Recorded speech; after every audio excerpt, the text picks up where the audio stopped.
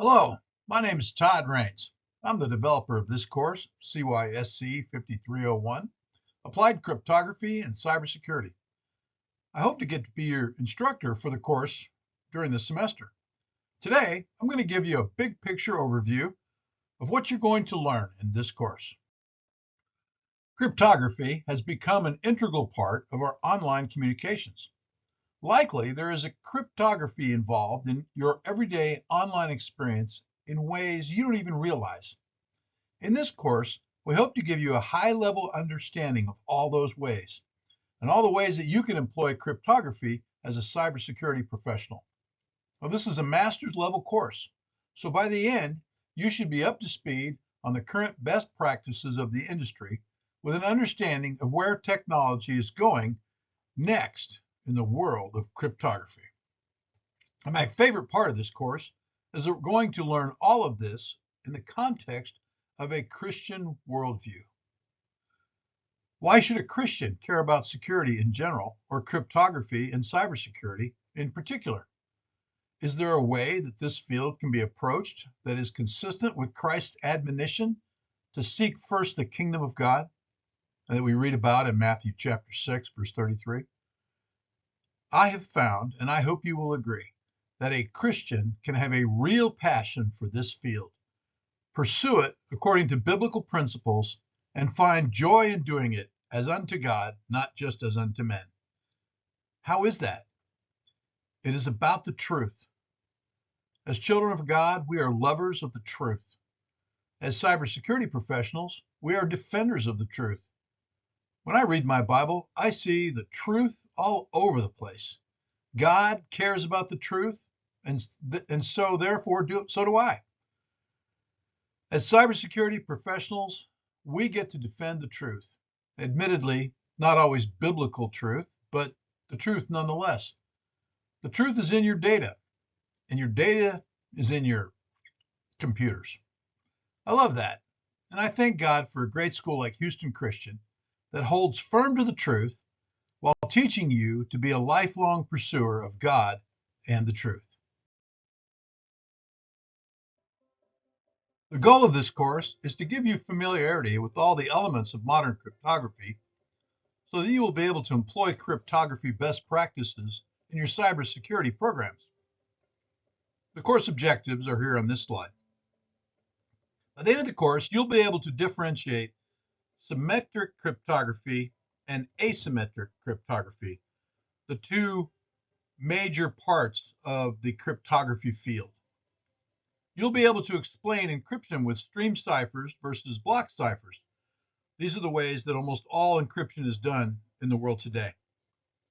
You'll be able to discuss the origins, utility, and implementation of the Advanced Encryption Standard, AES, which is the most widely used encryption algorithm in the world.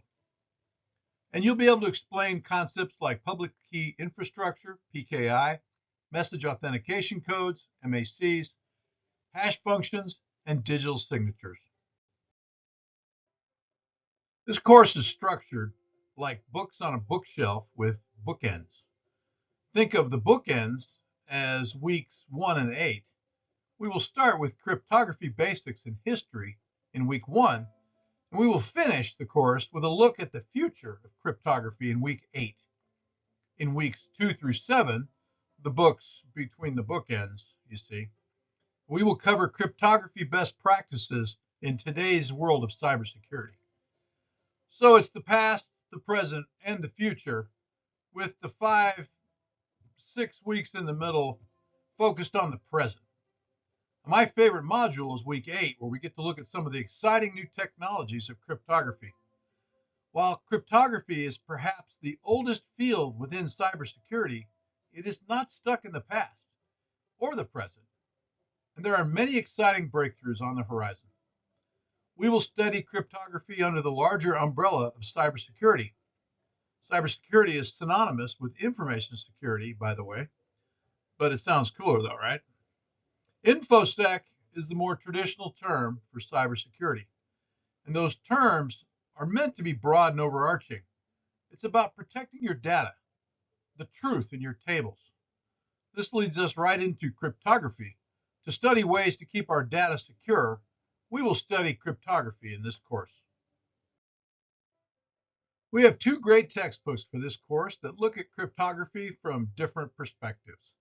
Dr. Christoph Parr is a mathematician who loves the math that is the foundation of cryptography. His approach is very logical and drills down to the basic math under everything.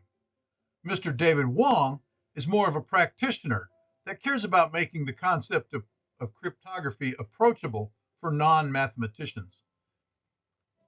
Dr. Wong will gloss over the math and use a lot of analogies to simplify the concepts. He will cover enough of the math so that you know what is going on, but you won't learn to crunch the numbers from Mr. Wong. That's Dr. Parr. Dr. Parr will take a lot of time explaining underlying concepts like symmetric versus asymmetric cryptography. Mr. Wong will go straight into how these kinds of cryptography are employed. I think you will find these two perspectives very complementary.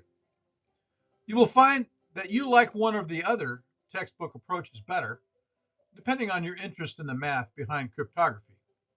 But you should be familiar with both ways of looking at cryptography because you are going to find yourself in a situation to explain cryptography to others, maybe in a business or security setting, and you will have to be able to communicate the topic with different kinds of people. That's part of being a master's degree holder. You are not only thoroughly knowledgeable about the subject, but you can communicate it too. This course is structured very much like other courses you've taken at Houston Christian. There will be discussion posts intended to make up for the lack of face-to-face interaction in an online course.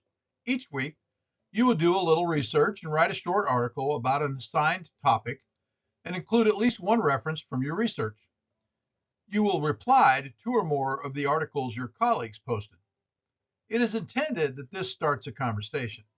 You are not limited to two replies, and you are certainly encouraged to engage in a back and forth conversation with your colleagues about your articles.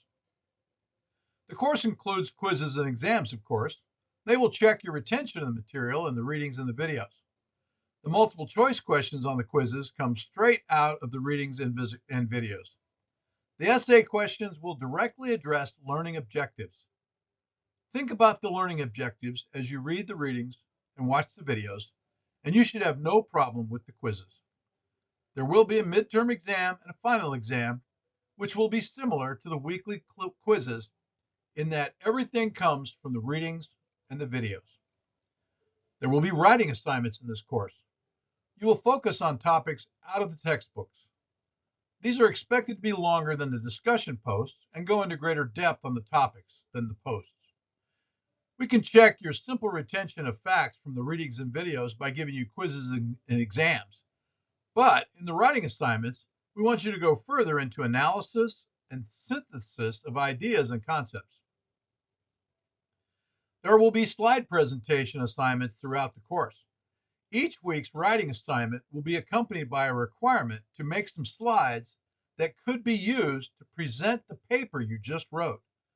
The goal throughout the course is to build up your slideology and verbal presentation skills, culminating at week 8 when your final paper is also presented with a slideshow. How to get an A in this course. Now, this is what you really wanted to know, right? Follow these steps and you will kill this class. First of all, the quizzes. Read and meditate on the course and module learning objectives before you do anything. Then preview the module quiz or midterm or final. Do that before you watch the videos or do the readings. And then when you do the videos and the readings, have a pad of paper and a pencil handy.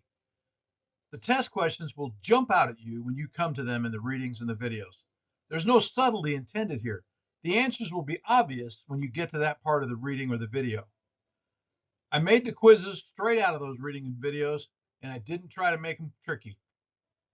Make your notes for the quiz, then you ace the quiz, you get an A on all the quizzes. Now, for the writing assignments. Draft your paper, proofread your paper until it's clear, concise, and correct. Good writing takes effort, a lot of proofreading. The best first draft you ever wrote will not be good enough for an A in my class. Proofread it, rewrite it, reword things, and proofread some more. You can get an A on your assignments, in your writing assignments in this class, if you don't turn in a first draft, but proofread for clear, concise, correct writing. By following these tips, you can get an A in this class. This class is going to be fun. I enjoy every time I get to teach a cryptography class because I always learn something new. And we get to do this from a Christian perspective, a Christian worldview. Houston Christian is growing Christ-like leaders for Christ that can go out into this nation with a Christian worldview and make a difference.